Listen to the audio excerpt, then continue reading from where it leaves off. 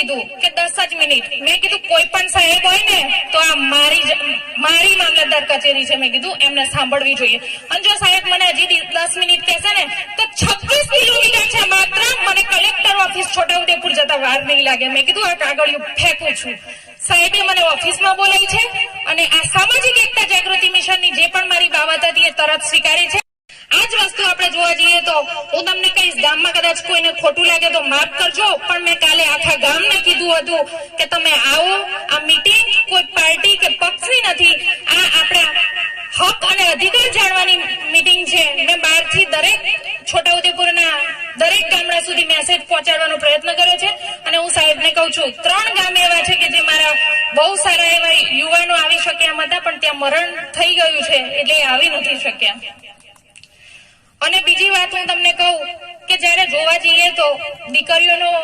ખૂબ આગળ ભણાવી જોઈએ આપણે જો આશા રાખતા હોય કે આપણને જમાઈઓ બહુ સરકારી નોકરીવાળા મળે કે કોઈ સારો મળે તો છોકરીઓને ભણાવો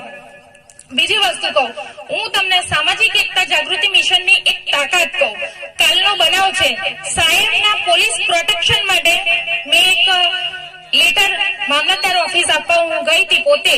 અને સામાજિક એકતા જાગૃતિ મિશનનું મારી જોડે લેટર હતું હું સાહેબ જોડે 10 મિનિટ મને એવું કીધું કે સાહેબ જમવા બેઠા છે મેં કીધું વાંધો નહીં હું 10 મિનિટ સાહેબને ત્યાં રાહ જોઈ છે પછી મને ફરી એવું કીધું કે 10 જ મિનિટ મેં કીધું કોઈ પણ સાહેબ હોય ને તો આ મારી મામલતદાર કચેરી છે મેં કીધું એમને સાંભળવી જોઈએ અને જો સાહેબ મને હજી 10 મિનિટ કહેશે ને તો 26 કિલોમીટર છે માત્ર મને કલેક્ટર ઓફિસ છોટાઉદેપુર જતા વાર નહીં લાગે મેં કીધું આ કાગળિયું ફેંકું છું સાહેબે મને ઓફિસમાં બોલાવી છે અને આ સામાજિક એકતા જાગૃતિ મિશનની જે પણ મારી બાબત હતી એ તરત સ્વીકારી છે આ તાકાત છે સામાજિક એકતા જાગૃતિ મિશનની અહીંયા બહારથી આવેલા યુવાનોને હું એટલું જ કહું છું કે સામાજિક એકતા જાગૃતિ મિશન એવું એક માધ્યમ છે પાર્ટી કે પક્ષ નહીં પણ અડધી રાતે કહેશો ને તો પણ અમે મદદ કરીશું પણ ક્યારે તમે સાચા હોવા જોઈએ તમે કોઈ ગુનો કરીને અમને કહો છો તો અમે કોઈ મદદ તમારી કરીએ નહીં બીજું સાહેબને હું કહું કે ખોટી રીતના મારા ગામમાં 2 કરોડ ને 19 લાખનો રોડ જતો હતો મેં આજે અટકાયેલો છે અને હું 80-85% લોકોની માંગણી છે એ જો પૂરી નહીં કરે તો હું એ નહીં બનવા દઉં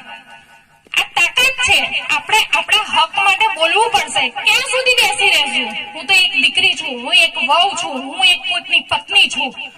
અમારામાં જો આટલી તાકાત છે તો ગામ લોકોએ આજુબાજુથી આવેલા સરપંચોએ તમામ વડીલોને હું અપીલ કરું છું કે આપણા સમાજોને જો આગળ વધારવા હશે તો પાર્ટી પક્ષ છોડીને આપણે એક એવા